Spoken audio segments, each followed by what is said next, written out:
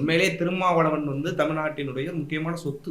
நீண்ட காலமாவே அம்பேத்கரின் பெயரை பயன்படுத்தி கொண்டு அல்லது தலித் என்கிற அடையாளத்தை பயன்படுத்தி கொண்டு திராவிட இயக்கத்தின் மீது ஒரு உடைவை ஏற்படுத்தலாம் அப்படின்னு. அதாவது இது ஒரு இன்க்ளூசிவான இயக்கம். அதாவது தமிழர்களை பார்ப்பனர் அல்லாதவர்கள் என்ற ஒரு பொது அடையாளத்துக்களை கொண்டு வந்த இயக்கம் திராவிட இயக்கம். இப்ப இது எப்பயுமே இந்த ஒரு வலுவா ஸ்ட்ராங்கா, அதாவது ஆதிக்க சக்திகளுக்கு எதிராக, ஆதிக்க சாதிகளுக்கு எதிராக ஒரு ஒட்டுமொத்த தமிழர்களை அணிதிரட்டி வைத்திருக்கக்குள்ள நீண்ட காலமாவே ஒரு பிரிவினை என்ன செய்யறாங்க, பேசுறாங்க. இந்த பக்கம் விஜய் பேசினாரா, அந்த பக்கம் ஆளுநர் என்ன பேசினாரு, இங்க சமூக நீதி என்று பேசி ஏமாத்துறாங்க, ஏதோ அவங்களுடைய மொத்த சுத்தமாய் பேசுறாங்கன்னு அது பேசியிருக்காரு. உங்க நீண்ட கால திட்டம் எப்படியாவது தலித்துகளை திராவிட இயக்கத்திலிருந்து என்ன பண்ணிடணும், அப்புறப்படுத்தல். திருமாவளவன் என்பது ஒரு நபர் அல்ல, அவரு தமிழ் சமுதாயத்தில் ஏற்பட்டிருக்கிற ஒரு அரசியல் நிலைப்பாடினுடைய வடிவம்.